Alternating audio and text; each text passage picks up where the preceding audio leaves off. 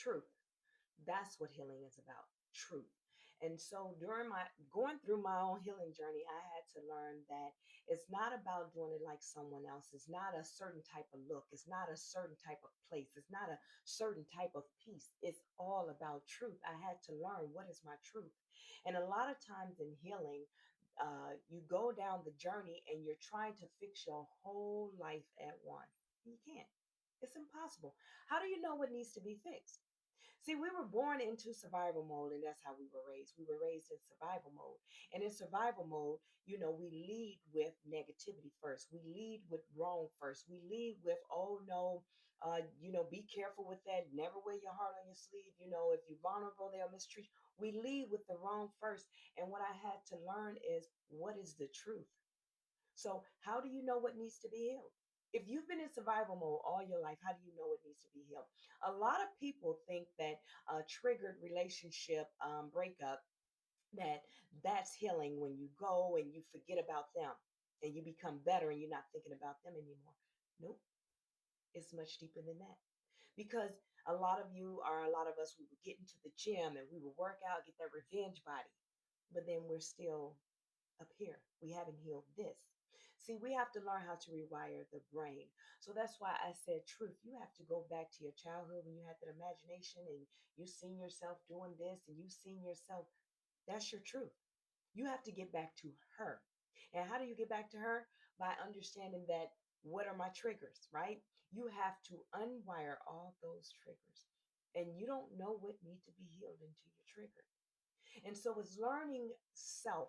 All healing is getting you back to your true authentic self. So finding out what triggers you and putting the proper emotion right to that feeling. So instead of sitting in secondary emotions, someone hurt your feelings and you get secondary emotions, which is what? Anger. Because most of us were taught in our household, two emotions. Either you happy or you angry. That is it, and that is all. They make you cry, you angry. They make you happy, they give you a gift, you're happy. They say, I love you, you're happy. How did love become an emotion? They make you happy, they tell you they love you, and you're happy. But then when that breakup come, where do you put the love now? That's why it's so much anger. How can you go from loving someone to now it's anger? Or was birthed jealousy, right? And it's because we've learned through survival mode that everything is an emotion. But I'm here to tell you that's not love, is not an emotion, but that's a whole nother topic. Love, you have to become love. Love is a being, love is the highest gift of all that is God. We'll talk about that another time. But what I'm here to tell you is I had to learn what was truth. I had to rewire my brain.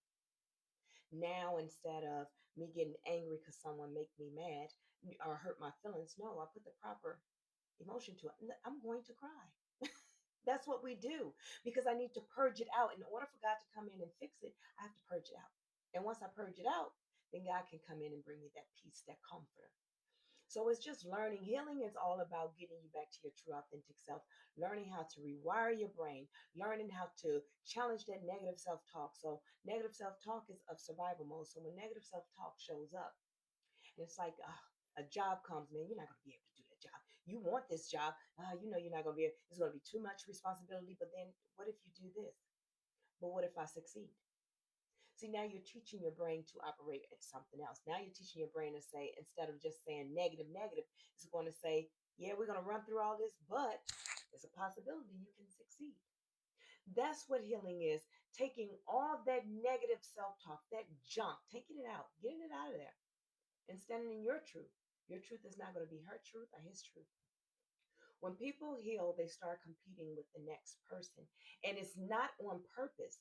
A lot of times it's not on purpose. It's just that this is all they know. So they don't understand it.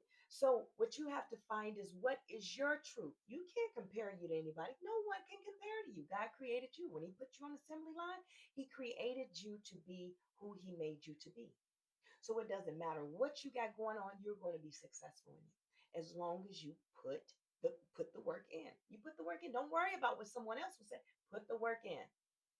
So what I created for me, right, and I share it and I teach it now is the RPI method. The RPI method is a checks and balance, when I'm going through a situation.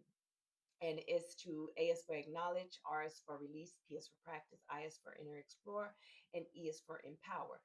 Now that's the checks and balance that's the cycle that I go through. So okay, I acknowledge that there is a problem. Even if it's conflict, I acknowledge what the problem is. I release the negative self talk or the reaction, because when you heal, you don't react anymore. You're going to respond. Then I practice whatever if it's breathing techniques, whatever it is to keep my nervous system calm in that situation, that's what I do. And then I for inner explore, which is self reflection, right?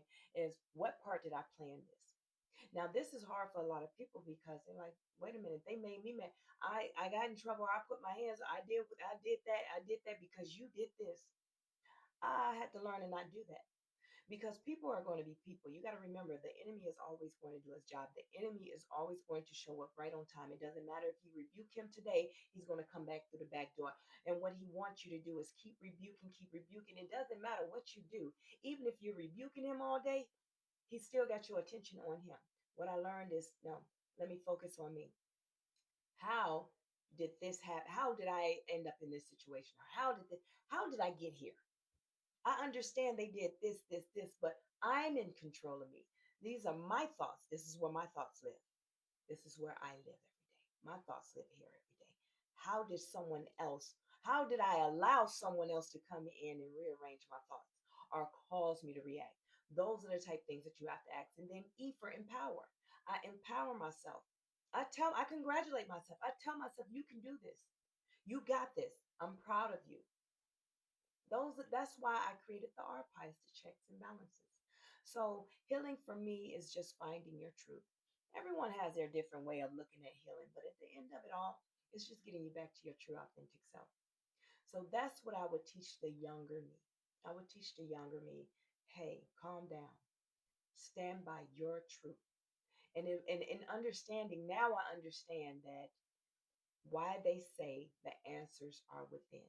And the answers are within is because this is me. What do I want? What makes me happy?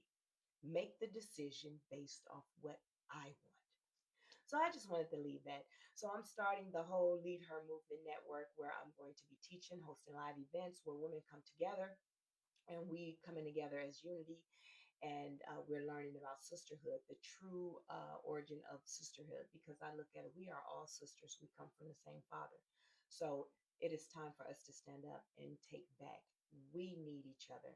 It's not a once ago and, oh, I got one friend. I like, no, ladies, we need each other. In these times, it is time for us to come together. So join me on the leadhermovement.mn.co. Go ahead, subscribe, leadhermovement.mn.co. Talk with you guys later.